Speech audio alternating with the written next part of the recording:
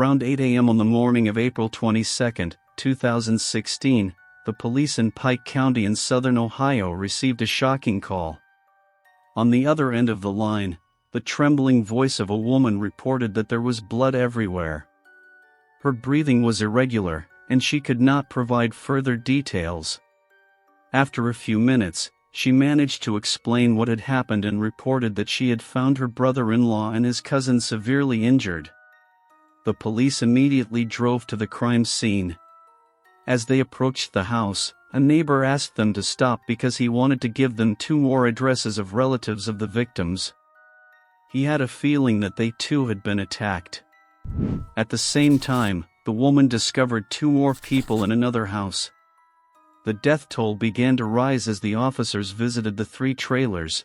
There were already 7 dead, all killed in their sleep by gunshot wounds. As if that were not enough, by noon it was discovered that another member of the same family had been found dead.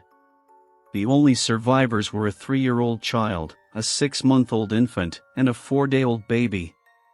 Little Sophie, who was with her father, also survived, as if she knew she needed protection that night. The Rhodens were a large family from Ohio, USA.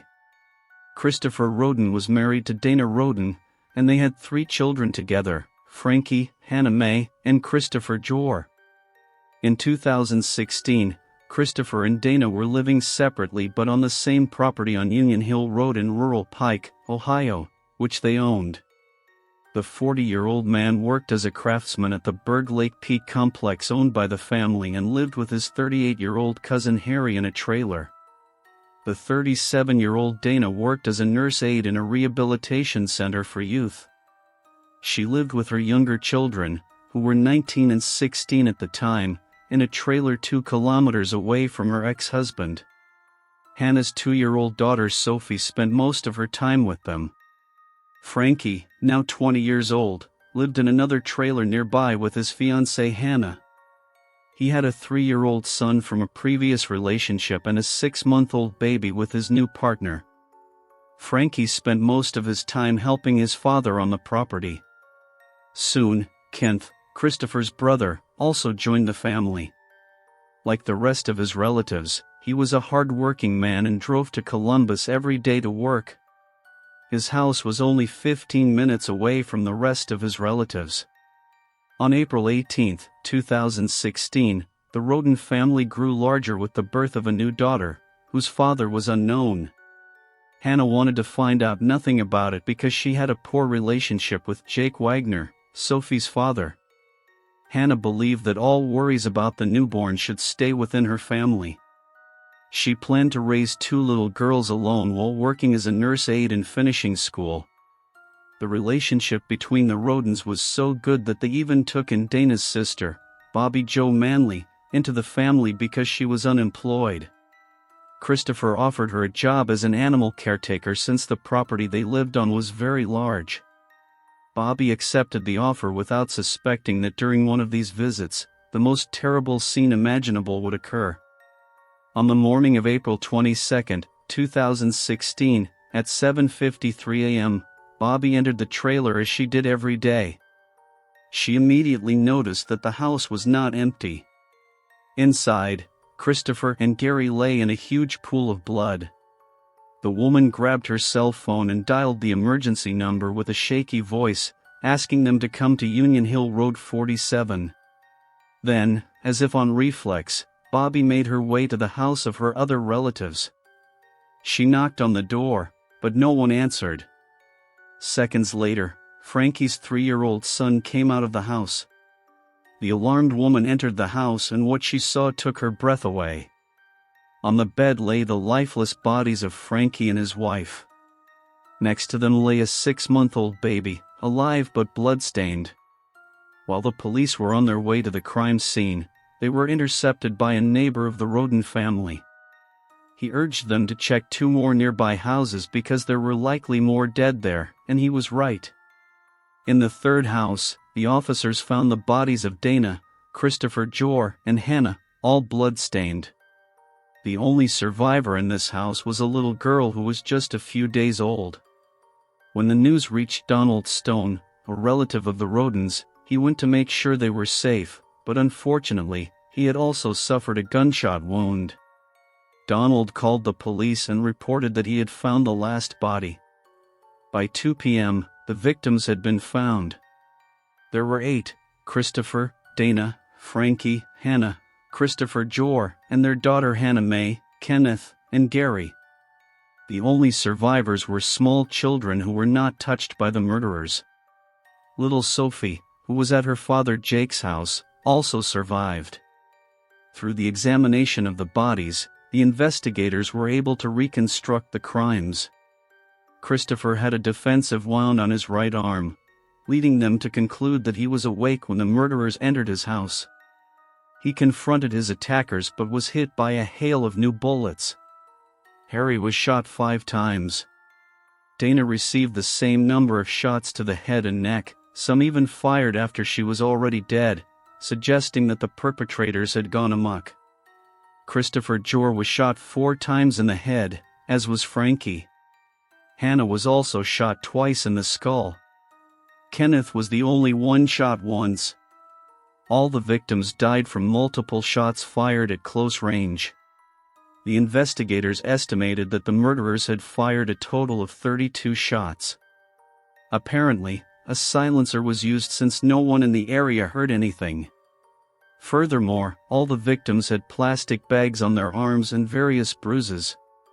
The cover-up revealed that at least one of the victims had 9 severe wounds. It was obvious that this was a planned crime to eliminate the entire family, but the investigators did not understand who could have committed such a heinous crime. During the search of the house, the police found 5 different types of Remington cartridge cases. They also found an additional unused cartridge that belonged to another model, confirming the suspicion that more than one attacker was involved. Although the blood of the victims was found in all the houses, none of them contained the DNA of the perpetrator. The investigators tried to view the surveillance material from the houses, but the devices had been disabled. No DNA was found here either. Obviously, those who had planned the crime had thought it through very carefully. Just when hope seemed lost, the officers discovered something. It was quickly suspected that the Rhodens were involved in illegal substance trafficking, as is common in Ohio. The likely motive for the crime was revenge. The officers checked whether the family had connections to cartels or drug dealers but found nothing. They investigated the possibility of a family feud over drug money, but that was not conclusive either. The investigators also noticed cages with fighting cocks in one of the 4 trailers. However, it turned out that illegal cockfights were not the cause of the incident. They were about to leave the site without discovering anything until an important witness came forward. Leonard Manley, Dana's father, assured the investigators that the murderers must have been familiar with the family, otherwise, the dogs would have attacked them. This, and the fact that there were no signs of forced entry in either house, narrowed down the suspects. The Attorney General of Ohio, Mike Darwin, said it was a cold-blooded crime, and the murderer was still at large and armed. Efforts were made to locate the remaining members of the Rhodens to keep them safe. 30 investigators traveled across the state, combing every street and house. They also questioned all the family's acquaintances to find out what had happened.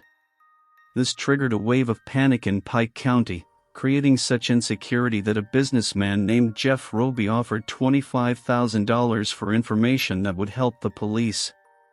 In January 2017, the first result of the investigation appeared, but it turned out to be only incidental.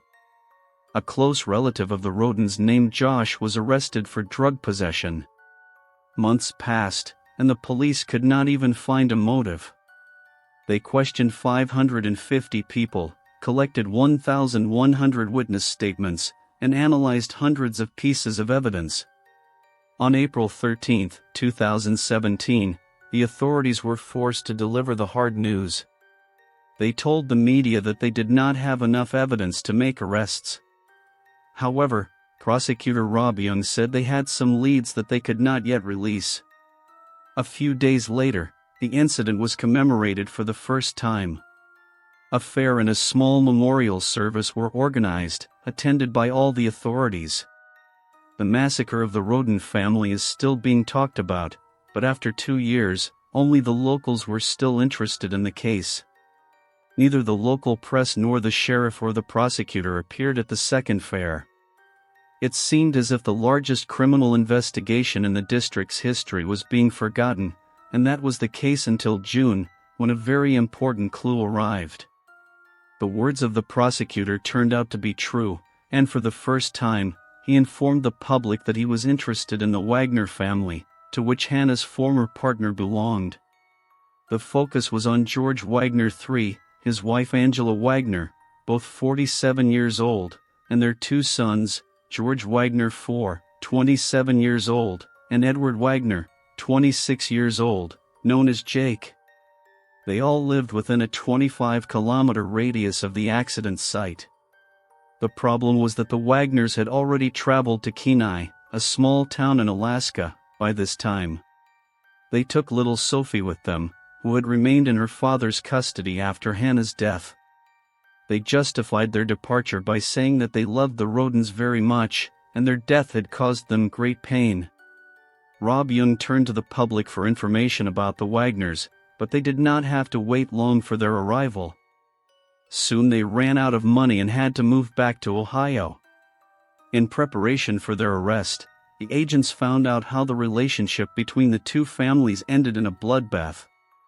Jake Wagner met Hannah Rhoden in high school when he was 18 and she was only 13. They went to prom together and had been inseparable since then. This also brought the 2 families closer together, and they began to meet and celebrate together. When Hannah was 15, she became pregnant by Jake. Shortly after Sophie's birth, her boyfriend suggested she move in with him and his family.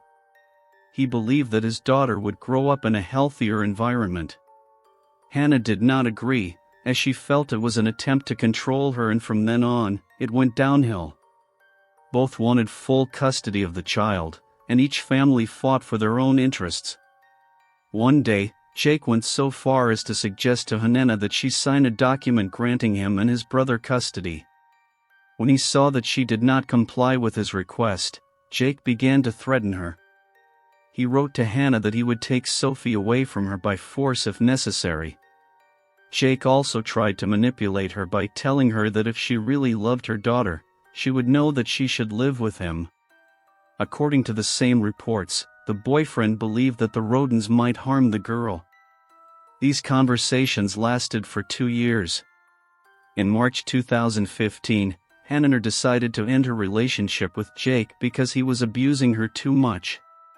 In a message, she made it clear that he had hurt her and that she was fed up with his harassment. Such violent acts were commonplace in the Wagner family. George IV obtained full custody of his son by threatening his ex-girlfriend with a weapon. Things got even worse when Hannah announced that she was expecting a second daughter, although she denied that Jake was the father. He was not entirely sure, as there had been intimacies between the 2 recently. In December 2015, Angela Wagner hacked into Hannah's social media account and discovered something that greatly angered the family. The girl had corresponded with the former mother-in-law of George K., telling her that her ex-partner's family would have to kill her to gain custody of their daughter. A few weeks before the event, the Wagners tried one last time to persuade Hen to give Jake full custody of Shy, but Hen refused again. Then Rita Newcomb, Jake's maternal grandmother, forged documents to achieve this. During the legal dispute, George the Dr. and Christopher had a heated argument about where their granddaughter should live, and relations between the 2 families had already completely deteriorated. Then the Wagners began planning the crime. On Christmas Day 2016, they voted on whether they wanted to kill the Rhoden family to obtain custody of Sophie. Everyone agreed. For months, they planned the murder. They studied the daily routine of the Rhoden family, their working hours, their sleeping times, and their living situation. They also examined their surveillance cameras. They even went so far as to fire shots into the air on the property where they lived to see if the shots made a sound. After they determined that the noise could betray them, George III decided it was best to buy parts for homemade silencers. Angela bought her husband and children's sneakers to wear on the day of the crime, which they would later destroy. She also bought a device to disrupt communication, which she secretly installed on the victims' phones so that they could not call for help. George IDR made sure that a van was available that night so that no one would recognize them. Sophie was with the Wagners on the night of the accident because Hannah and Jake had joint custody, and it was his turn that day. Angela stayed home with the girl while George III came to Christopher's house to persuade him to join the alleged drug ring. He agreed and opened the door to his house without knowing what would happen next. The authorities managed to find evidence that Angela had bought the sneakers weeks before the murder. They matched a bloody footprint left on the floor of one of the trailers. It could also be proven that she had hacked into the account of her ex-sister-in-law. When examining the electronic devices of the Wagners, the officers found internet searches about parental rights, clearly showing that they were obsessed with controlling their children. Although Angela was clearly the mastermind of the plan, the investigators were sure that Jake had staged the murders and that all members of the Wagner family were involved. On November 30, 2018, the authorities announced the arrest of 6 people, and now only the trial had to be awaited. In 2019, Rita Newcomb passed a handwriting test in which she was found guilty of forging a custody document for Sophia. In December, the woman agreed to a deal to avoid prison. The other Wagners remained behind bars and refused to cooperate in the investigations. They even said they were sad about the death of the Rhodens and expressed the desire to see the real murderers in prison. It seemed as if the case would never be closed and the people in Ohio would not be able to sleep peacefully again. 2 years later, however, something unexpected happened. On April 22, 2021, the 5th anniversary of the mass murder, Jake struck a deal with the prosecution. The condition was that his family members would receive life sentences instead of the death penalty. He confessed to killing 5 of the 8 victims and pleaded guilty to 23 charges, including 8 for serious murder, the others for conspiracy, robbery, tampering with evidence, and unlawful intimacy with a minor.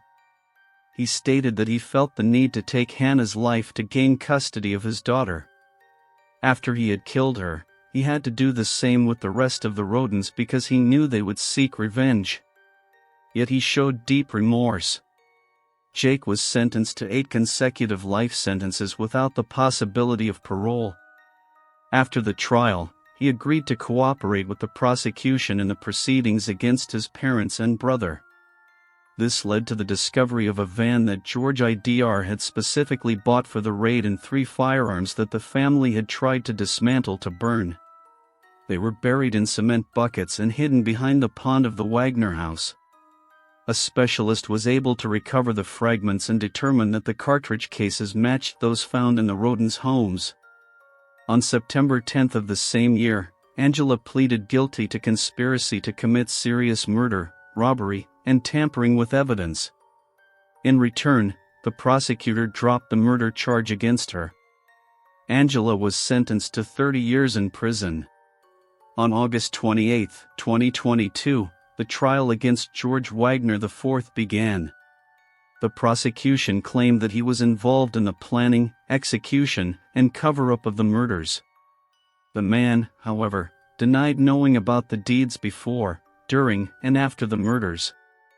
He even said that he would never have agreed if his family had asked him to participate in such a case. 3 months later, George VI was found guilty on all 22 charges and sentenced to life imprisonment without the possibility of parole. George IDR is still awaiting his trial, which is scheduled for February 2024. If he is found guilty on the same 22 charges as his son, he will face the same fate. Although the entire family has been convicted, he continues to proclaim his innocence. The surviving children were left in the custody of distant relatives. Out of respect for their privacy, their whereabouts are not disclosed, but it is known that they are happy and safe. The Wagner's goal was to gain custody of Sophia. They vowed to take better care of her, but in reality, they took her away from her biological mother, her aunt, her uncle, and her grandparents. The only thing one can hope for is that she will grow up far from her father's family and in an environment where violence will never be a means. Thank you for watching, and take care of yourself.